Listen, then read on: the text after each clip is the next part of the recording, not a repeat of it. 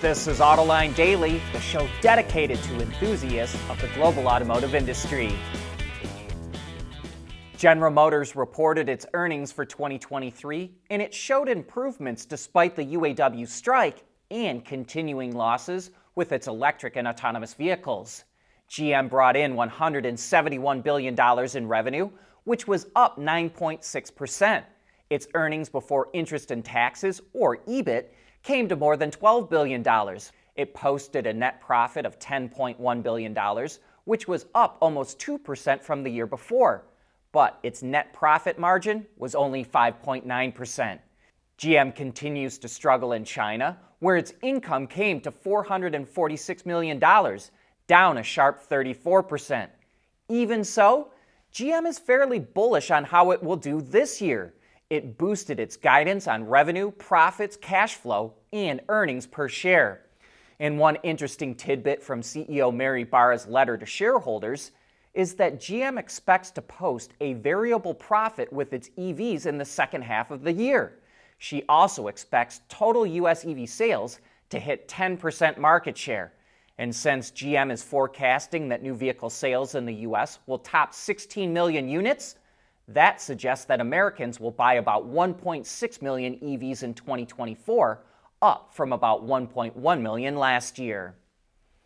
Renault is no longer spinning off its EV and software division Ampere. It first said it was going to do an IPO with Ampere in 2022, but it's been delayed several times since then, and now Renault says due to current market conditions, it's not in its best interest at this time to go forward with the process.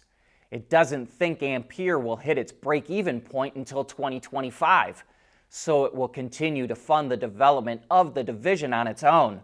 Renault claims it's been doing better than it expected and has been able to generate enough money to finance its future, including Ampere.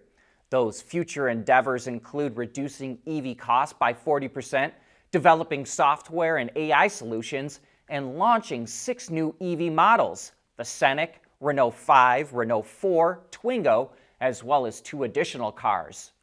So far, the legacy automakers aren't making any money on their EV and software divisions, which requires a lot of investment as well. So this could be seen as a good move. But we've also been told by industry experts that the legacy automakers are behind on their EV and software development, and this could slow Ampere down even more. So it doesn't sound like an easy balancing act, but the ones that do it the best will have the best chance for success. And while EV demand is slowing, EVs still represent the fastest growing segment in the market. And because of that growth, ChargePoint says demand for EV chargers is growing faster than they can be installed. Last year, ChargePoint says there was a 53% increase in annual charging sessions across its entire global network. That resulted in over 1 terawatt hours of energy being dispensed, a 70% increase. ChargePoint has 274,000 ports worldwide, and in the third quarter of 2023, it passed 1 million active users globally. ChargePoint says this data shows the need to continue to build out the charging network to keep pace with demand.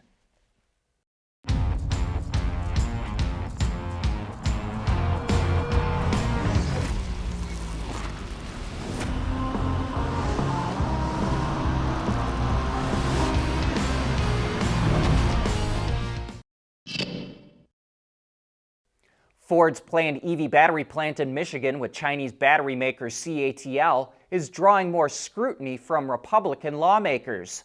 Last September, Representatives Mike Gallagher and Kathy McMorris Rodgers, who chair 2 committees in the U.S. House, demanded documents from Ford over its partnership with CATL and even threatened to force CEO Jim Farley to testify before Congress. They claim they're concerned that the U.S. tax subsidies will go to Chinese companies and that Ford will become more reliant on Chinese technology. Now Reuters reports the same representatives sent a letter to the Biden administration asking it to investigate 4 Chinese companies involved in the deal.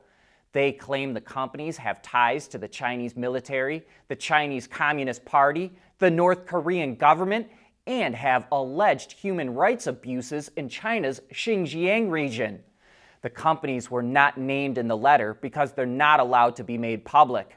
In response, Ford says it follows, quote, all government regulations across our business, and it also says the battery plant is wholly owned and operated by the company. And this ordeal indicates to us that EVs are going to be a big part of this year's presidential election. And if this isn't a big enough headache for CATL, the battery maker is also dealing with weaker demand. The company said it expects a net profit in 2023 between $5.9 and $6.3 billion, up 48% from the year before. And while that's incredible growth, it's significantly below the 93% net profit gain it posted in 2022. And not only are its profits slowing, CATL is losing market share in China. Last year, it had 43% of the market, down from 48% in 2022. Meanwhile, BYD and CATL, the number 2 and 3 EV battery producers in China, saw their combined market share grow from 30% in 2022 to about 36% last year. Ford revealed the all-new Transit Connect for Europe, and one of the big additions is the model's first ever plug-in hybrid powertrain. The turbocharged 1.5-liter engine, which pairs to a 6-speed automatic transmission, combines with an electric motor to produce around 150 horsepower. Ford doesn't say how big the battery is, but it must be a decent size because it's targeting a range of up to 110 kilometers or about 68 miles. A 2-liter turbo diesel engine that comes in 2 power outputs is also available. Possible combinations include front-wheel drive, all-wheel drive, a 6-speed manual, or a 7-speed automatic transmission. Both long and short wheelbases and 2- or 5-seat body styles are available as well. And the 5-seat version, which Ford calls Combi, has a trick second row that folds up and allows owners to carry around more people or quickly convert into a work van. Ford says orders kick off in the spring and buyers can expect delivery by the summer. And speaking of Ford orders, EcoLab, which makes water, hygiene, and infection prevention solutions, is buying over 1,000 Lightnings and Mach-E's to add to its fleet by the end of next year. EcoLab and Ford already have a pretty strong history. EcoLab has over 10,000 vehicles in its total fleet, 95% of which are Fords, and over the last 10 years, it's bought more than 31,000 Ford models.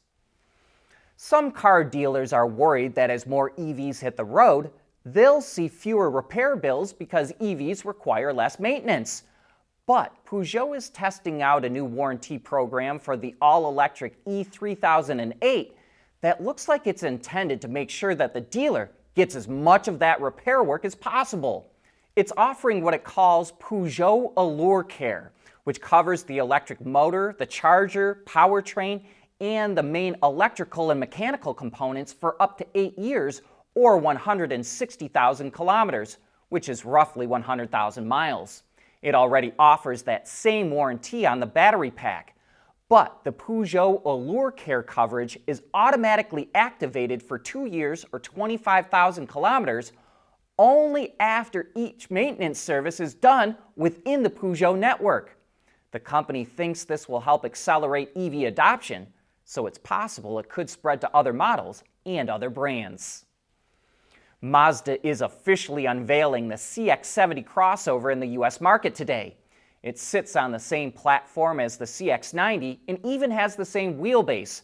So it's essentially the 2-row version of the 3-row CX-90. And by removing the 3rd row of seats, Mazda has greatly increased the luggage space, and it's really targeting customers who want to be able to carry around more things. Like the CX-90, this rear-drive CUV is powered by an inline turbocharged 6-cylinder engine, or there's an optional plug-in hybrid version as well. We don't have pricing on the CX-70, but the CX-90 starts at about $40,000, while the PHEV is closer to $50,000. And we expect the CX-70 will be priced a little bit lower than that, and we should have those numbers soon. But that brings us to the end of today's show. Thanks for making Autoline a part of your day.